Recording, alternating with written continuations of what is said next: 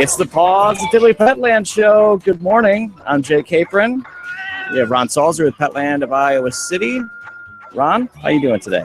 Doing very good. It's steamy.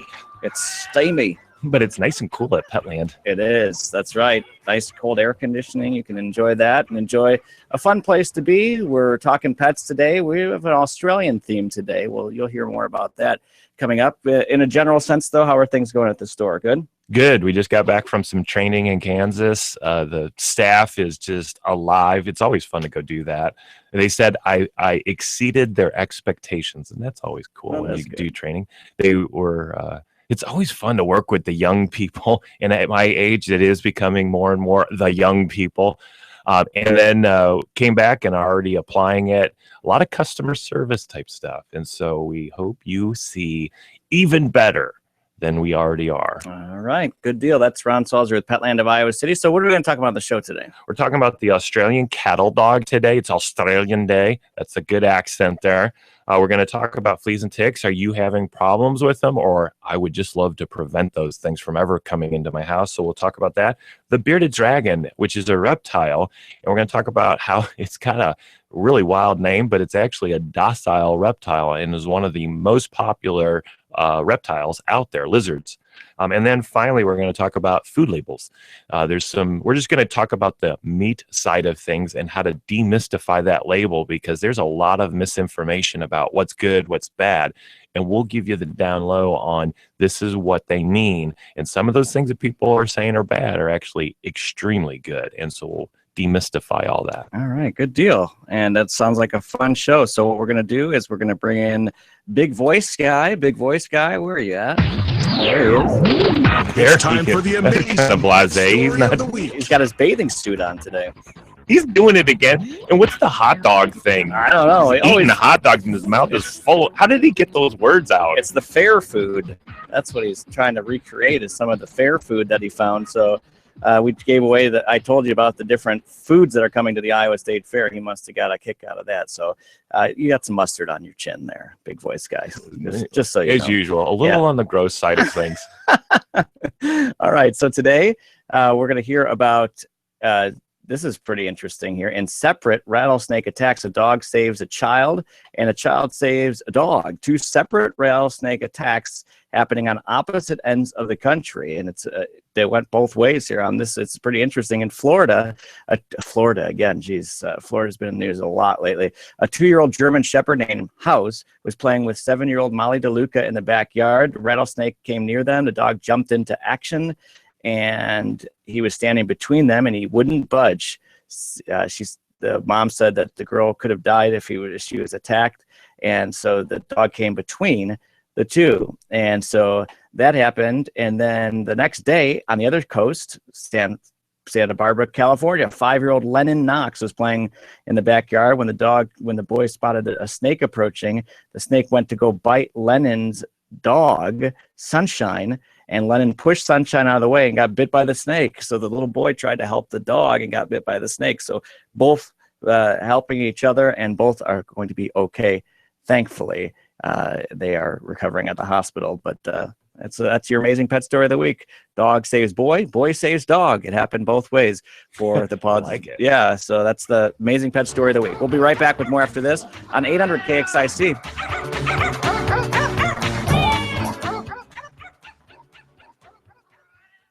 All right, 3, 2, 1.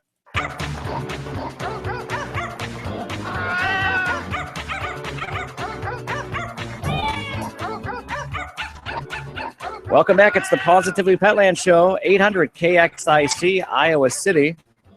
I'm Jay Capron, Ron Salzer with Petland of Iowa City here, and we're talking pets, as we always do, and we encourage you to listen to the podcast if you like, or maybe you already are, or listen to the show live. When it's live on the air, it's recorded, but it's live on the air Sunday mornings at 9 if you'd like to catch it on KXIC. So we're always talking pets, having some fun with it, giving you tips, giving you some tools, some things you can use to help with your pets if you're having issues. And we always feature a different breed of the week. And so what's our breed of the week this week, Ron? The Australian cattle dog. Australian cattle dog. All right. This dog is not for the meek or weak. Okay. Holy cow. This is a put a caution. If you're looking for an active dog, the Australian cattle dog is your dog. Just here, obviously, where do you think it's from? Okay, we're beyond that one. Australia. Ding, Yeah. ding, ding, ding. During the 1800s. So this guy goes way back. So just reading a little bit from AKC, and you're going to get that, holy cow, this is one durable dog. In conclusion from it. When the great grazing lands of Australia opened to settlers during the 1800s, necessity drove ranchers to create a dog who could withstand the harsh conditions, work quietly, and have the ability to face stubborn, free-roaming cattle. That doesn't sound all that hostile on the cattle farm, but maybe it is. Maybe I'm not understanding that. I am not a farmer. So this dog, just from the history, is built for harsh climate, harsh conditions, and can deal with those very well. So going on, the early development emphasized the role as a working partner. Never assume that today's are less capable than their brave ancestors. So they're saying, hey, this is what they were built for. They still are really rugged in. Every part of the American cattle dog represents strength, resistance to injury, and common sense construction. The breed is built for maximum exercise tolerance. Can you get any more explicit as that? Very clear. That's not the bulldog. It's the opposite. Yeah, anti-bulldog. Capable of independent thinking, the American cattle dog prefers an owner who appreciates his devotion to family and property. He requires a gentle and fair leader who has the time to form and maintain a strong relationship. I mean, that's really nice. And in fact, that's what I wanted to get into more is, okay, we know this guy's rugged.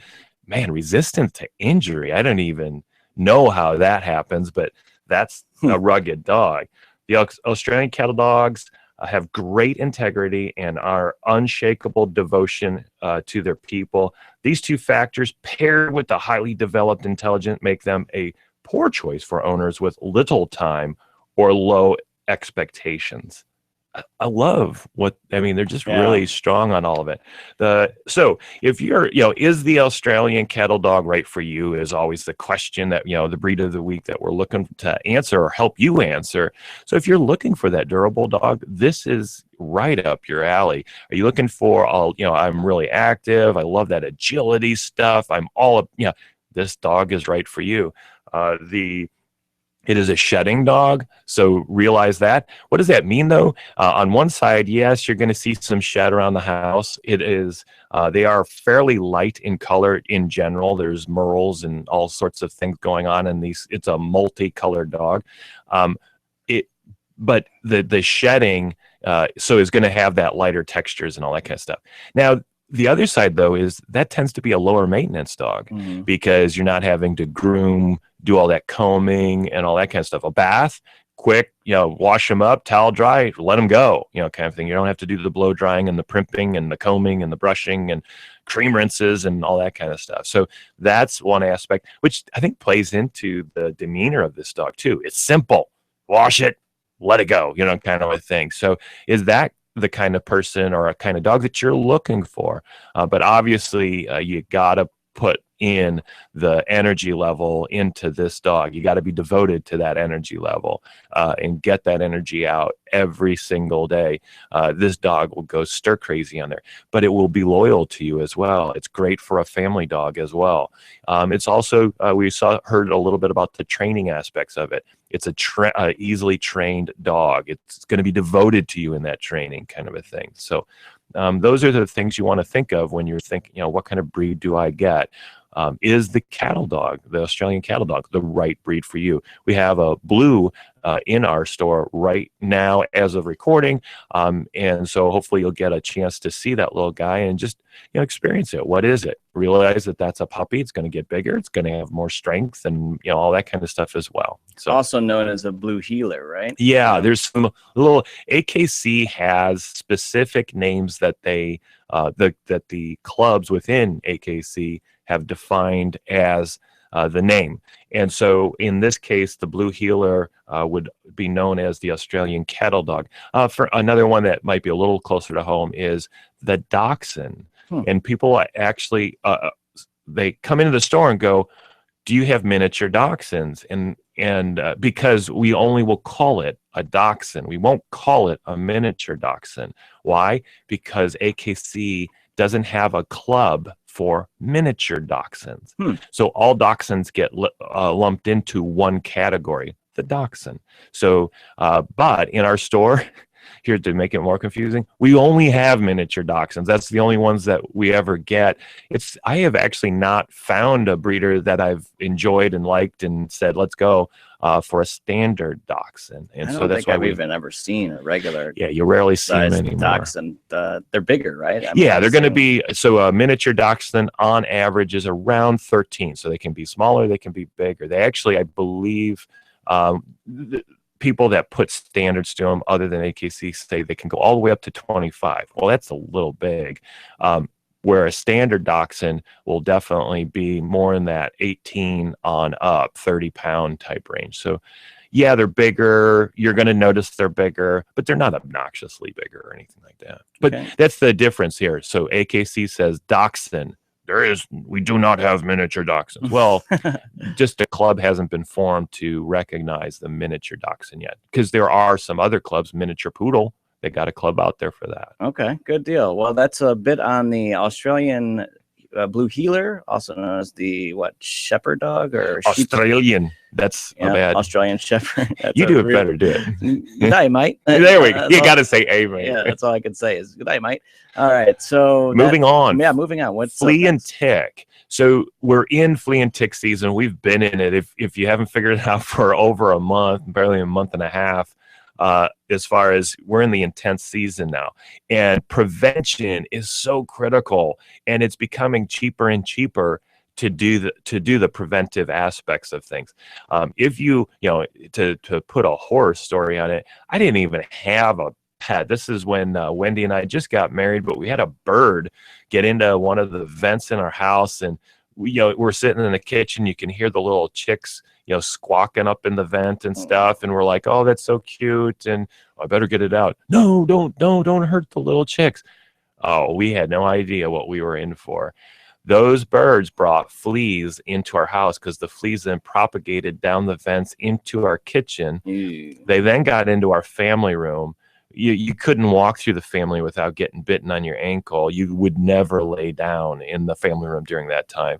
The kitchen, every morning when we would wake up and go into the kitchen, there were fleas all over the floor, in the sink. It was nasty. That is something you don't ever want to experience. So how do you prevent it? And then we're going to get a little bit into if you're in that spot, what do I do now? Yeah. So prevention is so easy now. You're going to spend somewhere around $10 to $15 per dose for prevention on your dog per month.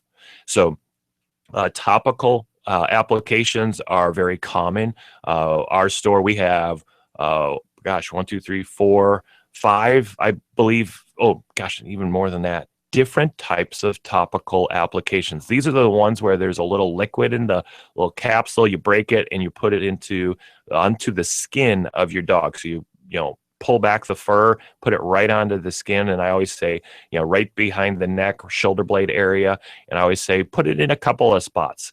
You're putting it in those zones because the dog won't lick it off right away or anything. The labels say that it's not harmful to the pet if they do get a little bit ingested, but follow your label to make sure you're doing it right. So you're going to put those topicals on. All topicals are not created equal. Realize if you're going, oh, I found one for $5 an application, or $2. Those are all inferior products. And why are they inferior? Just read the label and compare it to a product that is known to work. And you're going to find all they're doing is cutting the dosage. They're literally cutting the dosage by a third and charging you a third. Wow, that's a bargain. The only problem is it's not enough. It's not a high enough level to prevent fleas and ticks on your dog. Go ask your veterinarian. I had a customer question me on that. I go, I don't if you want to believe that, you can go believe it. Well, I've been doing it for 5 years and I've never had a problem. You've been lucky. That's okay, and great. But do you really want to count on luck going forward? This customer had a conversation with their veterinarian after I did, and I'm like, great, you got educated even further. Came back and said, I want to return it. And I go, you're right, return it. It's not that great of a product. We have it in our store because people demand it, and I'm okay with that. Here it is. But you're going to expect to spend $10 to $15 per month, and they're usually multi-dosed products. Advantix is a really good product. Frontline Plus is a good product. And now there are generics of the Frontline Plus. So you're going to see just like Frontline Plus on there. And everything that has been reported on these products are showing that, yes, they are following the Frontline Plus. Frontline Plus went off patent, and that's why they're able to do that. So that's where it's becoming cheaper and cheaper now to do this. So don't avoid it. Apply it correctly. Read the label. Do it every month. And that's important. Let's say you have a dog that gets in the water a lot, or you're bathing frequently, more than once a week, that kind of a thing. Realize every time that happens, a little bit of this product does leave the dog, and you become vulnerable. That dog or cat becomes vulnerable as you go forward. That is why that you do this once a month anyways, so that you always are re-upping that dose on the dog. Oh, by the way, the way this product gets through and around your dog is through the oils on the dog's or cat's skin. So they always recommend, do not wash your dog 24 hours before or after to allow the product to go through the entire pet. So those are topicals. There's collars out there. Well, we've known about that for years. I think about 20 years ago, they came out with the first collar that you could put on your dog, and as a preventive. They're mild. These old technology collars are mildly okay. I would never rely on one. If you're having an issue and you already put your topical on and you want to add a collar, hey, that might be a great idea to put more preventive on there to get rid of those fleas and ticks. There is a new one out called Seresto. It's a kind of a funny name. That product will last 8 months. So you just put it on your dog or cat and it'll stay on them for 8 months. And I have heard really good reviews of that, how it prevents from the fleas and ticks getting on your dogs and cats. I also, though, know that if your dog or cat is in water a lot, they tend to lose their product into the water more and more. So if you have that water dog, just know that you're going to have to work with that flea and tick issue on your dog more than those of us that just have the inside pets that go for walks and stuff like that. So those are the collars. Not all are created equal on the collars either. There are some old technologies. If it's really cheap, chances are it's not as effective. If it's a little more expensive, yeah, okay, you got something going good there. Shampoos and sprays are also good if you're looking for your cat or dog to have immediate relief. They usually take care of what's on your dog fairly well. The sprays are used to actually up the dose. So if you do have that dog that is in the water a lot, there are spray topicals that you can do. So you always use the topical applications, the ones with the little breakaway bottles, little squirter things in there, monthly doses. Always have that as your first line of defense. But if you have a lot of activity with your dog in the water, then come back with a spray from time to time just to up the dose a little bit on that dog and keep it active so that the fleas don't get in there. So those are shampoos and sprays, can give you some immediate relief right now. And then finally, as far as preventive care, there's all natural products.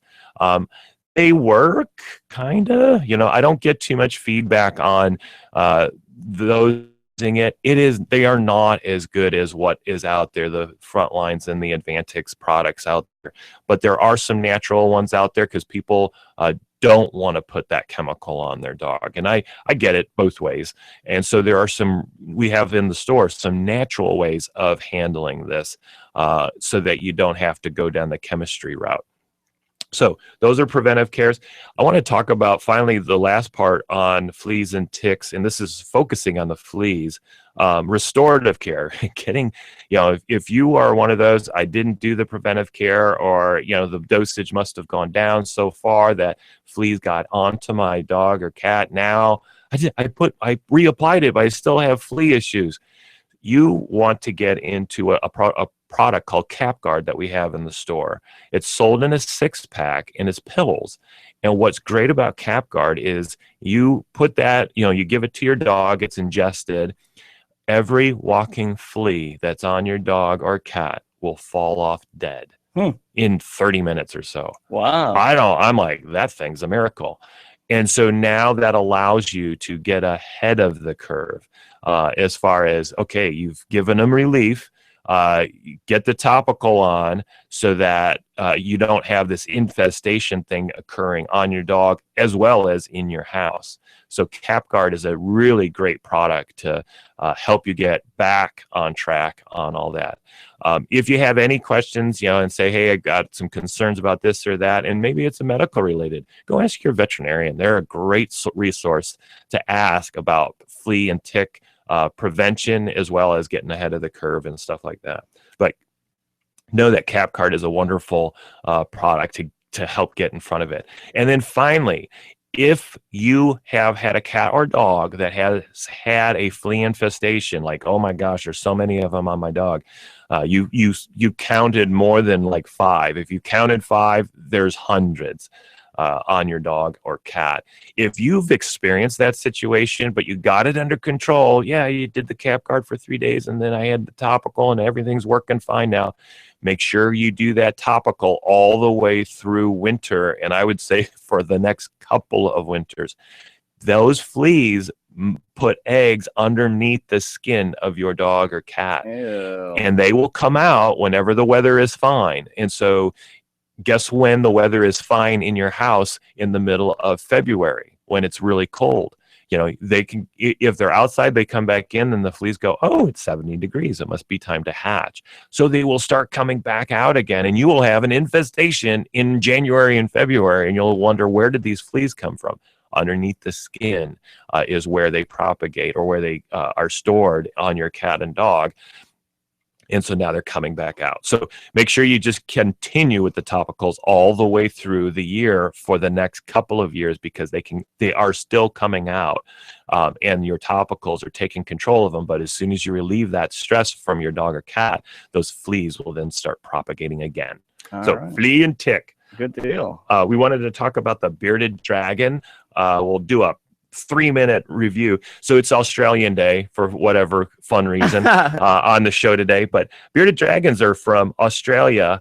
I love the name because, the little, children and stuff, I want a bearded dragon, all those dragon movies and stuff like that. Here's a cool reptile. It's called bearded dragon, and it's actually very docile and is one of the most popular reptiles for Americans at this time. So they come from Australia, the dry climate. That's what you're going to end up setting up as their habitat. They live about 8 to 10 years. Great for children. What's also neat is when you observe the bearded dragon, you'll notice that they're observing everything about you. They're looking at you. They're looking around you. They want to be, what's going on and all that kind of stuff. If you ever notice your bearded dragon with all of a sudden gets a black beard, and I mean more of the color of the skin here, or the head is bobbing, that's just a male doing the male thing. You're like, oh, I see a male. Hey, I'm in charge here. So that's some funny behaviors that they'll do that you'll experience. Know that their habitats, and this is what we'll work with you on, have to range, their degree radiant throughout their habitat is going to be from that 100 to 10 area. Those are the basking, where they're going to really soak in the sun, just like in Australia, all the way down to the mid 90s. This is during the day.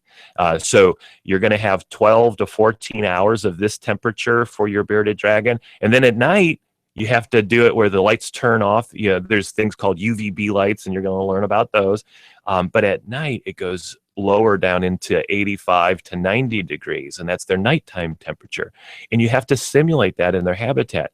I don't get too concerned about this as far as, oh my gosh, that sounds complicated. It's very simple. It's actually fun to see your habitats change from over the day. My own aquarium for fish changes throughout the day. I've got it programmed to do this and that, and the new lights out there allow you to do it. I find it fascinating because every time you look at your aquarium, or here in this case, the bearded dragon habitat, it's changing again because it's going through its daily cycle.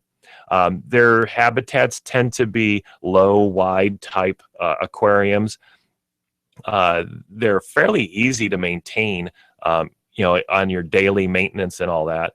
Let's see what what they eat is an interesting thing. They eat live crickets. That's weird. We sell thousands of crickets in our store, and so you would just come back and you'd be buying them. You're not letting these loose in your house or anything, but you're letting them loose in habitats, and then they're feeding habitats so that you can contain them and you don't get crickets in your house. Yeah. It's fairly easy to stop that. But they also eat fresh greens, which is interesting as well. So they're going to eat fresh greens and some other things to get a nice variety in there. Their water intake is pretty low because if you picture desert in Australia, there's not much water. Where they get their water from is moisture from greens, but also water droplets that they would collect off of plants and other things. So you're going to miss the area a couple times a day, and they go for that water droplet and drink that. They're great for a beginner pet for your family. They're docile and they're easily handleable. So it's a really nice pet for you and your family. Good deal. All right. And do you have a food that you want to squeeze? Yeah, we're going to just talk about a lot of time to talk about. Let's just talk about labels then. Yeah. The food label, we have said this on air a couple of times at least, but I wanted to go through the meat thing on the food label of your dog and cat, because there's some misinformation that just is really strong on the internet, and I wanted to demystify that. Realize that when you read the label, you're going to read chicken, and then you could find chicken meal, and then you can also find chicken byproducts. And I'm going to tell you that the first two are always great. That third one is sometimes great. So don't go crazy when you see byproducts. You got to ask the question, what byproducts? So start with, if it just says chicken, that's called wet weight.